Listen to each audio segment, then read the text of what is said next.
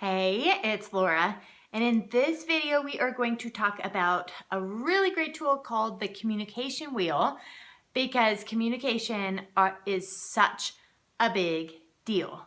I would venture to say that the majority of conflicts and relational issues in this life are a result of poor communication. So this tool is helpful in any context, in a friend to friend, in a marriage relationship, in a parent and kids relationship. It can be used in all sorts of contexts. So it is called the communication wheel, and this is what it looks like. And just think of a wheel. Right smack in the middle is I would recommend drawing this, getting out a piece of paper. You can pause the video, get a piece of paper and a pen, and right in the middle, the hub of the wheel is the issue. All right, is the main thing. And when you start a communication with somebody and say that there's something that happened that you really want to talk through, or something hard happened and you need to address it, the number one thing you need to look at is the issue, and you got to get the issue right. In the issue, you want to keep it to one issue, not, oh yeah, and then you did this, and then you did this, and that you don't want to, have lots of issues. Keep it to only one issue. And then you can move on and go through these in different orders that you want to, but you have to start with the issue. And you don't want to stay only on the issue, because that is generally what happens is people stay on the issue, they go into one of the other things, and they don't get anywhere because they're not unable to walk the wheel, all of these elements that are present. So only one issue. Then you want to share your sensory data. Okay, so what that means is the things that you took in, the information you took in through your senses, what you saw, what you heard, what was said, what happened, what did you see happen? So you want to take that in. Get to the heart of the issue, share, I saw this happen.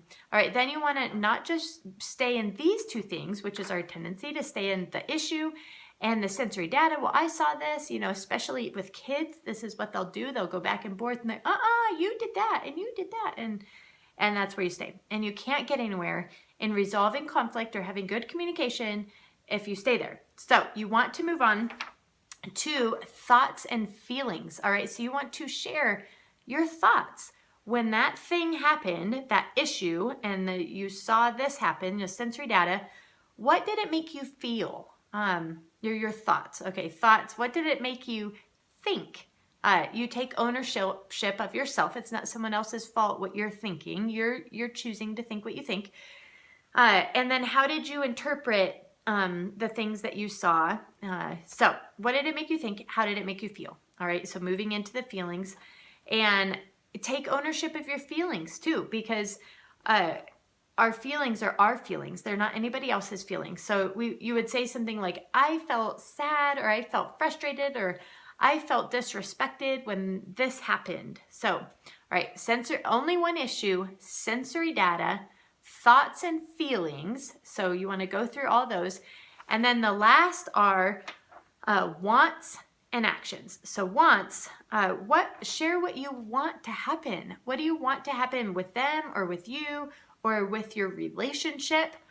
I want us to be able to be friends, or I want us to be able to respect each other, or I want us to be able to fill in the blank. What do you want to happen? What are your wants? Because if we don't share what we want, or be vulnerable, then it's left for assumption, and people don't really judge our hearts right very often, So instead of leaving it up to somebody else to judge what you want, just share what you want. All right, and then actions is, what actions specifically do you want to take place? It could be, if people, I would love for you to say sorry, or I would love for you to not yell at me in front of other people, or whatever it is, the action point, specific action point that you want the other person to do, in order to fulfill your wants. So that is the wheel. So only one issue, sensory data, thoughts and feelings, wants and actions. All right, my husband has a cute little jingle, and I'll link it below, that it just makes it, easy to remember. Only one issue, sensory data, thoughts and feelings, wants and actions. So some tips is you want to seek to understand, all right? In Proverbs 18:2, let me read this. It says, a fool doesn't delight in understanding, but only in revealing his own mind. All right, we can so often act like a fool in just trying to get our point across. And it is the deepest need of mankind is to love and to be loved and feel worthwhile to self and others. That's that person's need too, is to feel loved and to feel worthwhile. So that everyone is trying to be loved and trying to feel worthwhile. So just know that they want that just as much as you want that.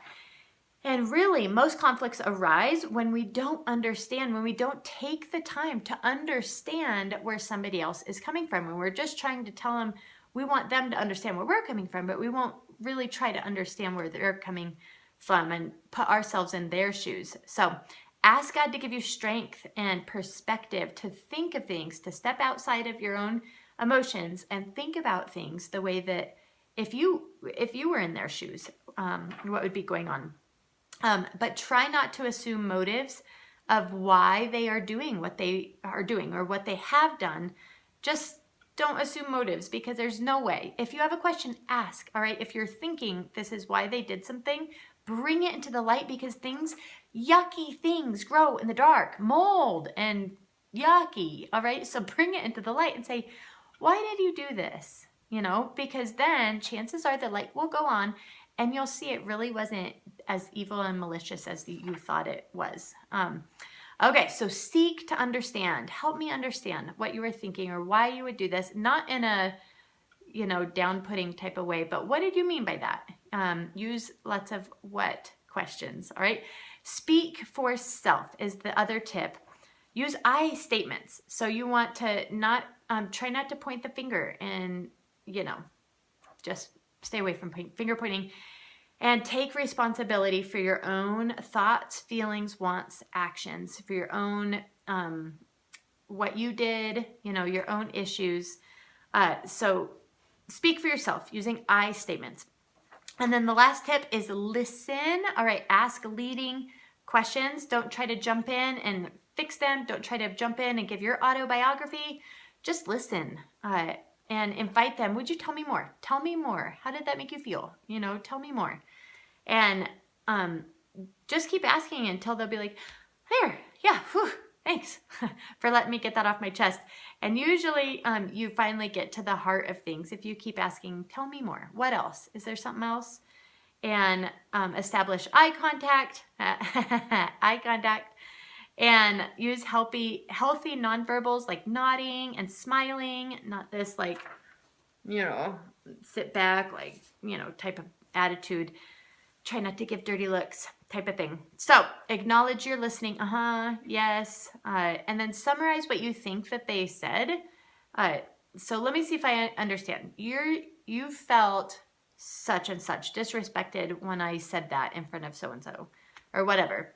You thought so-and-so. Just say it back to them exactly what they said. And it is so comforting. I don't know if you've ever had anyone do that to you, but it is like, yes, that's how I feel. Thank you. It's just, it takes a load off when somebody understands where you're coming from. So really listen and restate back to them what you hear them saying, restate back what they thought, what they felt.